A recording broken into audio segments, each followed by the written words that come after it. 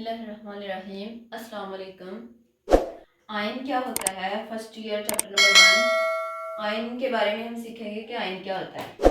इसको समझने के लिए हम लोग देखेंगे कि न्यूट्रल एटम क्या होता है और न्यूट्रल एटम से आयन कैसे बनता है।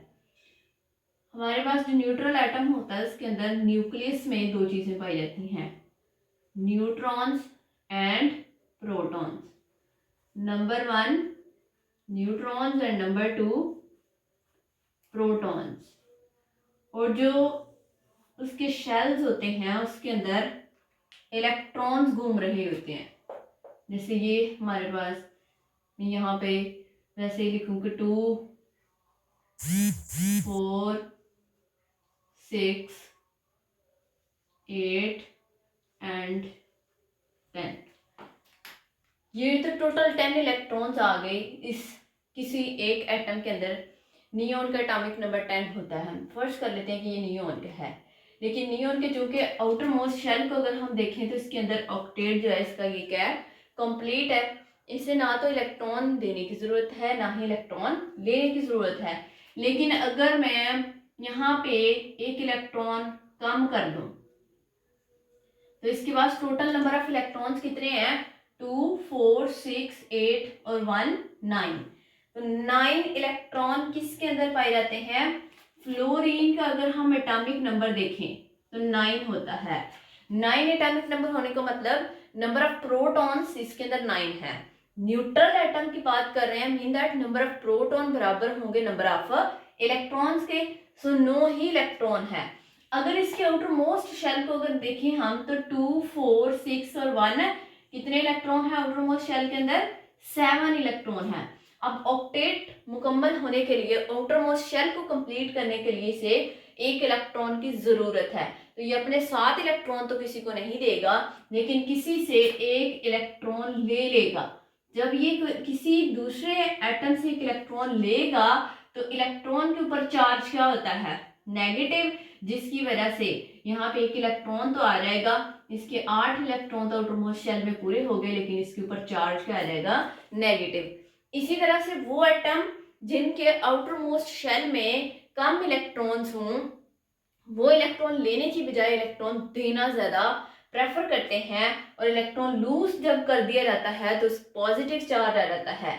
लेकिन नेगेटिव चार्ज क्यों आया? वो जो हमारे पास न्यूट्रल एटम था फ्लोरीन का, हमने कहा एटॉमिक नंबर इसका 9 है, mean that number of protons इसके अंदर कितने थे? 9। अगर बात करें इलेक्ट्रॉन्स की तो न्यूट्रल एटम में नंबर ऑफ प्रोटॉन बराबर होते हैं नंबर ऑफ इलेक्ट्रॉन्स के, मतलब इसके अंदर इलेक्ट्रॉन भी 9 है। अब एक इलेक्ट्रॉन इसने क्या किया? गेन। तो यहाँ पे +1 करें, टोटल इलेक्ट्रॉन कितने आ गए? अब 10 और प्रोटॉन कितने रह गए? 9। एक नेगेटिव चार्ज पॉजिटिव चार्ज की निस्बत बढ़ गया है, जिसकी वजह से इसके ऊपर नेगेटिव चार्ज आ गया। अगर हम पॉजिटिव चार्ज की एग्जांपल लेना चाहें, फॉर एग्जांपल हम लिथियम की एग्जांपल ले लेते हैं। लिथियम का एटॉमिक नंबर होता है 3। आउटर मोस्ट शेल के अंदर अगर हम इलेक्ट्रॉन देखें, पहले शेल के अंदर इसके पास 2 इलेक्ट्रॉन होंगे और दूसरे शेल के अंदर 1 इलेक्ट्रॉन। अब कोई इसे 7 इलेक्ट्रॉन नहीं देगा, ये क्या करेगा? इस एक इलेक्ट्रॉन को लूज कर देगा। इस एक इलेक्ट्रॉन को लूज करने की वजह से इसके ऊपर एक तो ये इलेक्ट्रॉन लूज करेगा, इलेक्ट्रॉन को लूज करने के साथ साथ इसका शेल भी खत्म हो जाएगा। और पहले लिथियम के पास क्या थे? नंबर ऑफ प्रोटॉन्स बराबर होते हैं नंबर ऑफ इलेक्ट्रॉन्स के। नंबर ऑफ प्रोटॉन कितने थे? 3। इलेक्ट्रॉन भी कितने थे? 3। अब एक इलेक्ट्रॉन इसने क्या कर दिया? लूज। तो 3 - 1 अगर हम करें तो इलेक्ट्रॉन कितने रह गए? 3 और प्रोटॉन कितने हैं? 3। सॉरी, इलेक्ट्रॉन रह गए 2 और प्रोटॉन कितने हैं? 3। मतलब अब 2 नेगेटिव चार्जेस हैं और 3 पॉजिटिव चार्जेस हैं। 3 प्लस चार्ज हैं और 2 नेगेटिव चार्जेस, का मतलब है 1 प्लस चार्ज ज्यादा है, इसके ऊपर चार्ज क्या रहेगा? पॉजिटिव। सो आयन क्या है? Ion is a species either carrying positive और negative charge is known as ion. Ion की सबसे पहले हम डेफिनेशन देख लेते हैं। Ion is a charge carrying species. Charge carrying mean that इसके ऊपर चार्ज पाया जा रहा होगा। चार्ज कैरिंग स्पीशीज आइदर, और वो चार्ज हो सकता है पॉजिटिव और नेगेटिव। चार्ज पॉजिटिव भी हो सकता है और नेगेटिव भी हो सकता है। फॉर एग्जाम्पल की अगर हम बात करें, for example lithium +1, for example magnesium +2, for example negative charge की एग्जाम्पल देखें, फ्लोरीन -1, क्लोरीन -1, ऑक्सीजन -2। इसके अलावा बहुत सारी एग्जाम्पल्स हमारे पास हैं एक्सेट्रा। आपने एटलीस्ट 2 एग्जाम्पल ज़रूर मेंशन करनी है। इसके बाद हमारे पास जो ज़्यादा शॉर्ट क्वेश्चन पूछा जाता है वो है what is difference between cation and A9. यहाँ पे आपने क्या करना है जी, लाइन लगा लेनी है और एक तरफ आपने लिख लेना है केटाइन और दूसरी तरफ आपने लिख लेना है एनाइन। जब भी बच्चों डिफरेंस आए तो लाइन लगा के अच्छी तरीके से पॉइंट्स बना के आप इसको लिखें, इंशाल्लाह ताला आपको पूरे नंबर मिलेंगे। Cation and A9. अब यहाँ पे देखो, केटाइन वो स्पीशी होती है जिसके ऊपर पॉजिटिव चार्ज, यानी वो आयन होगा जिसके ऊपर कौन सा चार्ज होगा, पॉजिटिव। और एनाइन वो होगा जिसके ऊपर चार्ज, वो आयन होगा जिसके ऊपर चार्ज क्या होगा, नेगेटिव। अब यहाँ पे मैंने आपको स्टार्ट में बताया कि नेगेटिव चार्ज कैसे आता है, by gain of electron. Positive charge कैसे आता है, by loss of electron. Because जब इलेक्ट्रॉन आते हैं, इलेक्ट्रॉन गेन होते हैं तो नंबर ऑफ इलेक्ट्रॉन बढ़ जाते हैं, प्रोटॉन उतने ही रहते हैं।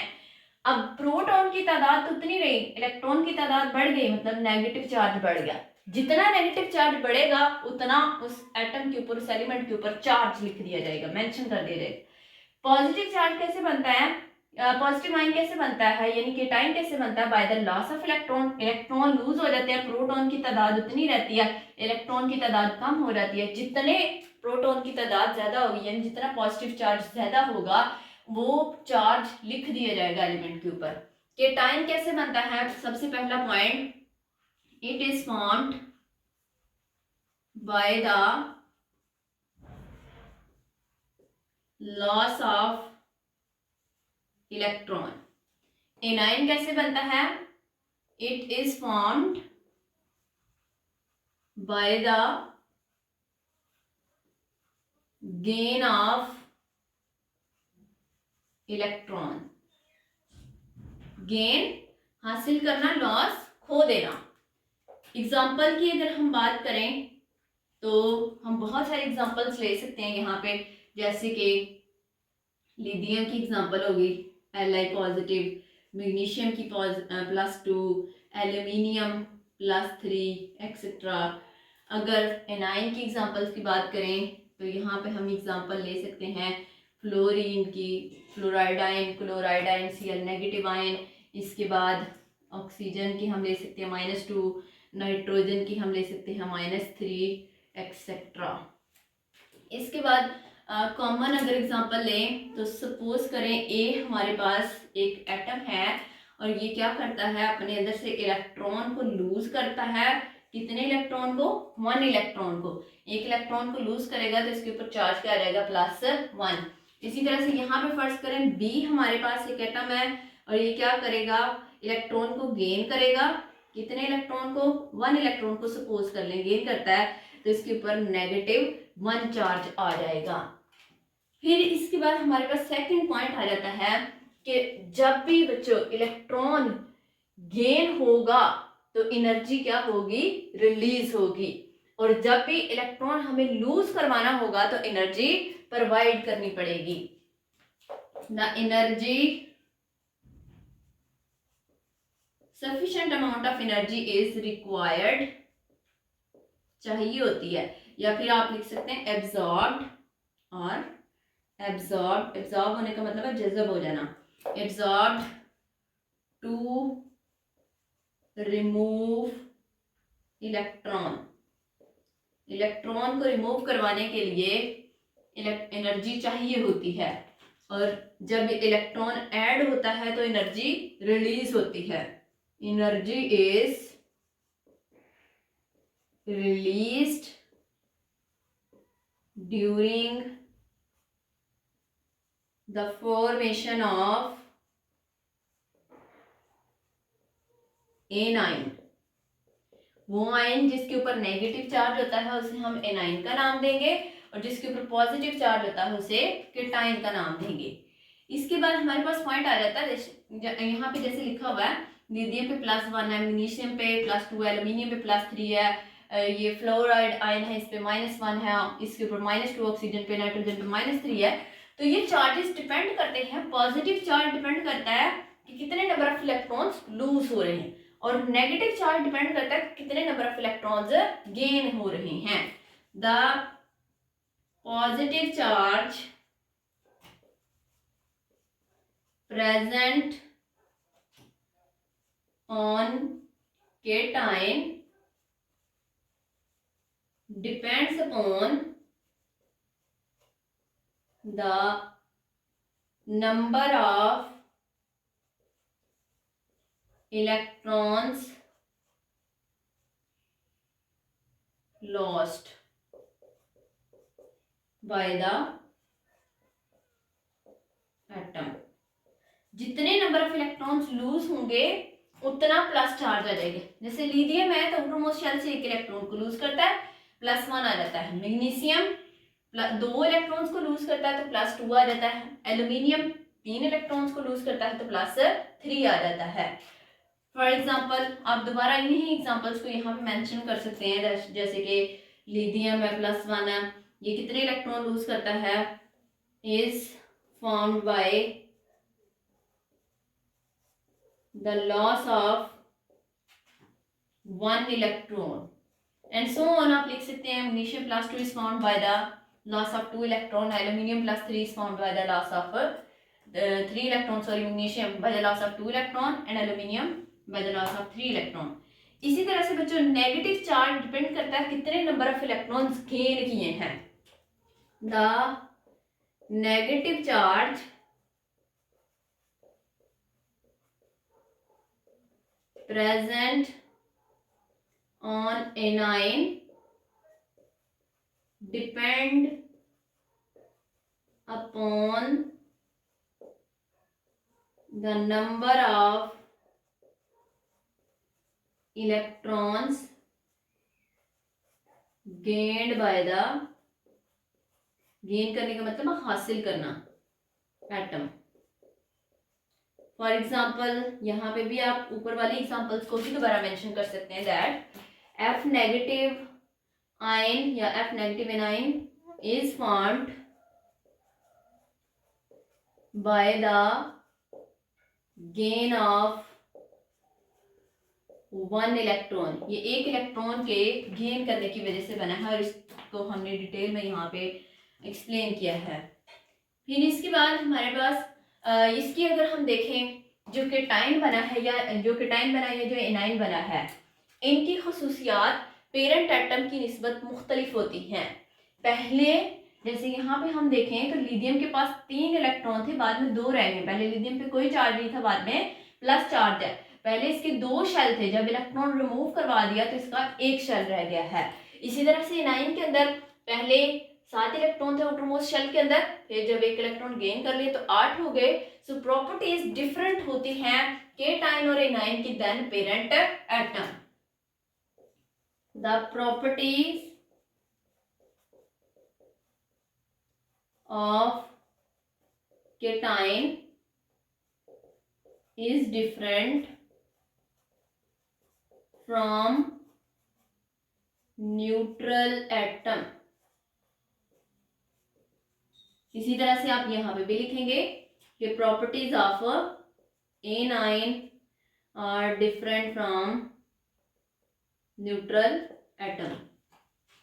इसके बाद नेक्स्ट हमारे पास पॉइंट आ जाता है कि जो केटाइन है उसका साइज स्मॉलर होता है न्यूट्रल एटम की निस्बत। जैसे हमने कहा प्रॉपर्टीज डिफरेंट होती है, यहीं पे आप इसको वैसे मेंशन कर सकते हैं जैसे कि साइज स्मॉलर होता है, साइज ऑफ केटाइन, केटाइन का साइज क्या होता है, is smaller than parent atom या फिर न्यूट्रल एटम लिख सकते हैं आप, क्योंकि जब इलेक्ट्रॉन लूज होता है तो इलेक्ट्रॉन के लूज होने के साथ साथ शेल भी लूज हो गया तो साइज स्मॉल हो गया। इसी तरह से एनाइन का साइज क्या होगा, लार्जर। इलेक्ट्रॉन्स पहले देखें, यहाँ पे इसी एग्जांपल को लेके चलते हैं।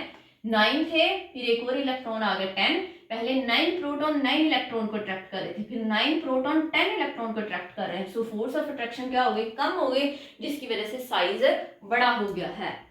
The size of anion is larger than neutral और पेरेंट एटम। नेक्स्ट हमारे पास प्रॉपर्टी है कि जो केटाइंस हैं ये इनके जब ये केटाइंस ग्रुप ऑफ एटम्स को कंटेन करते हैं, यानी एक से ज्यादा नंबर ऑफ एटम्स किसी मॉलिक्यूल के अंदर पाए जा रहे हों, वो वाला जो केटाइन होगा, जिसे हम मॉलिक्यूलर केटाइन का नाम देते हैं या मॉलिक्यूलर एनाइन का नाम देते हैं, उनके बारे में। इसी तरह से आपने ये इसके नीचे मैं पॉइंट लिख रही हूँ इसका केटाइन का, और यहाँ पे लिखूंगी पॉइंट एनाइन का, ठीक है। Those cations which have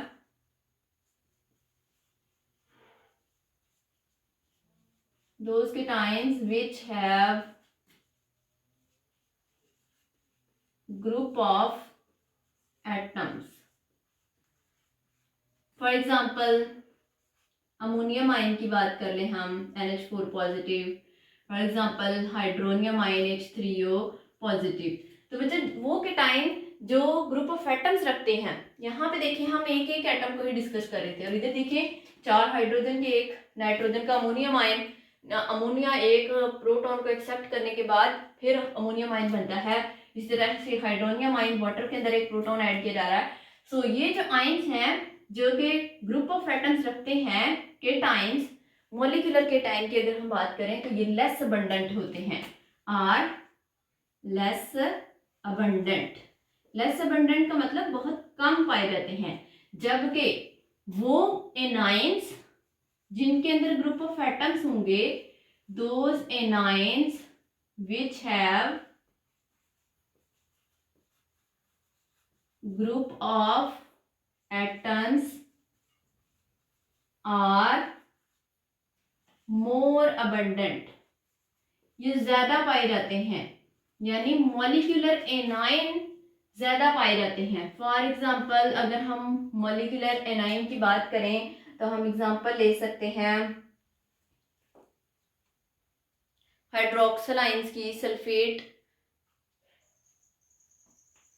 hydroxyl ion OH negative, SO4 -2 etcetera, ये ज्यादा पाए जाते हैं। इसके अलावा एक यहाँ पे शॉर्ट क्वेश्चन बनता है दैट, और वो शॉर्ट क्वेश्चन हमारे पास क्या, पहले शॉर्ट क्वेश्चन लिख देती हूँ आप लोगों को। शॉर्ट क्वेश्चन है कि why di negative ion is endothermic process, formation of di negative ion is a endothermic process, क्योंकि हमने यहाँ पे लिखा था कि एनर्जी रिक्वायर्ड होती है इलेक्ट्रॉन को रिमूव करने के लिए, मतलब केटाइन फॉर्मेशन ऑलवेज कौन सा प्रोसेस होगा, एंडोथर्मिक। एंडो मीन्स एनर्जी चाहिए होगी, और एनाइन फॉर्मेशन कौन सा प्रोसेस होगा, एक्सोथर्मिक। लेकिन क्वेश्चन हमारे पास है that by formation of di negative और tri negative ion is endothermic process. हालांकि होना इसे क्या चाहिए था, एक्सोथर्मिक, बिकॉज हमने कहा एनाइन फॉर्मेशन एक्सोथर्मिक प्रोसेस होता है। इसको पहले समझ लेते हैं फिर बाद में लिखते हैं। लेट्स सपोज हमारे पास है ऑक्सीजन, अब ऑक्सीजन यहाँ पे मैं आपको बना दूं, ऑक्सीजन का एटॉमिक नंबर कितना होता है, 8। ऑक्सीजन की अगर हम इलेक्ट्रॉनिक कॉन्फ़िगरेशन करें या स्ट्रक्चर यहाँ पे ड्रॉ कर लेते हैं, ये हमारे पास लेट्स सपोज न्यूक्लियस है, और बाहर अंदर वाले शेल में 2 इलेक्ट्रॉन, फिर 4 6 और ये कितने हो गए, 8 पूरे हो गए। मतलब आउटर मोस्ट शेल के अंदर कितने इलेक्ट्रॉन है इसके पास, 6। अब इसको अपना ऑक्टेट मुकम्मल करने के लिए रिक्वायर्ड कितने हैं, 2 इलेक्ट्रॉन होंगे तो इसका ऑक्टेट मुकम्मल होगा। जब ये एक इलेक्ट्रॉन को गेन करेगा, यहाँ पे सपोज करें एक इलेक्ट्रॉन आ गया, एक इलेक्ट्रॉन को इसने गेन किया तो एनर्जी क्या हुई, रिलीज हुई। एनर्जी क्या हो गई है, रिलीज हो गई है। जब एनर्जी रिलीज हुई तो यहाँ पे इसके आने की वजह से, इलेक्ट्रॉन के आने की वजह से इसके ऊपर चार्ज क्या आ गया, -1। अब यहाँ पे पहले यहाँ पे देखें प्रोटॉन और इलेक्ट्रॉन। न्यूट्रल एटम में कितने प्रोटॉन थे, 8, इलेक्ट्रॉन कितने थे, 8। अब एक और इलेक्ट्रॉन आ गया तो टोटल नंबर ऑफ इलेक्ट्रॉन कितने हो गए, 9, और प्रोटॉन कितने हैं, 8। हालांकि फोर्स ऑफ अट्रैक्शन तो यहाँ पे देखें, फोर्स ऑफ अट्रैक्शन 8 प्रोटॉन अब 9 इलेक्ट्रॉन्स को खींच रहे हैं, तो न्यूक्लियस की आउटरमोस्ट शेल के अंदर पाए जाने वाले इलेक्ट्रॉन्स के ऊपर फोर्स ऑफ अट्रैक्शन तो कम है। लेकिन बच्चों जब दूसरा इलेक्ट्रॉन आएगा, लेट्स सपोज ये नंबर 2 इलेक्ट्रॉन है, 2 इलेक्ट्रॉन का मतलब ये नहीं है कि 2 इलेक्ट्रॉन, इसका मतलब है दूसरा इलेक्ट्रॉन आ रहा है। जब दूसरा इलेक्ट्रॉन आएगा तो यहाँ पे देखें ऑलरेडी नेगेटिव चार्ज है, इस इलेक्ट्रॉन के ऊपर चार्ज कौन सा है, नेगेटिव। तो नेगेटिव नेगेटिव हमेशा एक दूसरे को क्या करते हैं, रिपेल। इस नेगेटिव चार्ज के पाई जाने की वजह से यहाँ पे क्या होगी, रिपल्शन। इस रिपल्शन को खत्म करने के लिए, यानी इस रिपल्शन को डोमिनेट करने के लिए, अबूर करने के लिए हमें क्या करना पड़ेगा, एनर्जी प्रोवाइड करनी पड़ेगी। जब हम एनर्जी देते हैं वो प्रोसेस कौन सा होता है, एंडोथर्मिक। दैट इज वाई जब भी डाइनेगेटिव आयन, ट्राइनेगेटिव आयन, टेट्रानेगेटिव आयन जो भी बनेगा उसके ऊपर, उसके अंदर हमेशा एनर्जी क्या होगी, एब्सॉर्ब होगी, रिलीज होने की बजाय, because already present negative charge आने वाले इलेक्ट्रॉन को रिपेल करता है, और उस रिपल्शन को अबूर करने के लिए, उस रिपल्शन की वजह से हमें एनर्जी देनी पड़ती है, जिसकी वजह से ये हमेशा एंडोथर्मिक प्रोसेस होता है। अब इसको हम राइट कर लेते हैं वर्डिंग की फॉर्म में।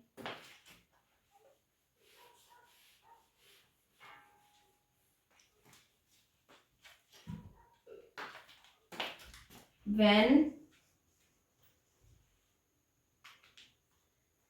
an electron is added in uninegative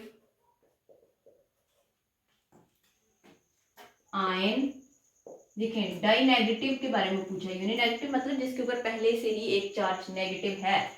the incoming electron, आने वाला इलेक्ट्रॉन, दूसरा जो इलेक्ट्रॉन ऐड होगा, इज रिपेल्ड, इसको रिपेल किया जाएगा, by the negative charge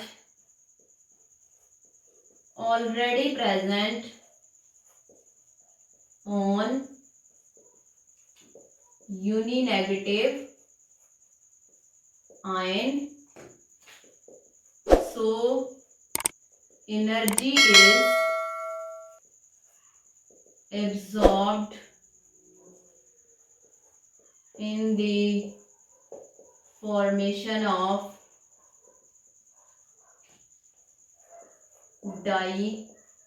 di-negative ion.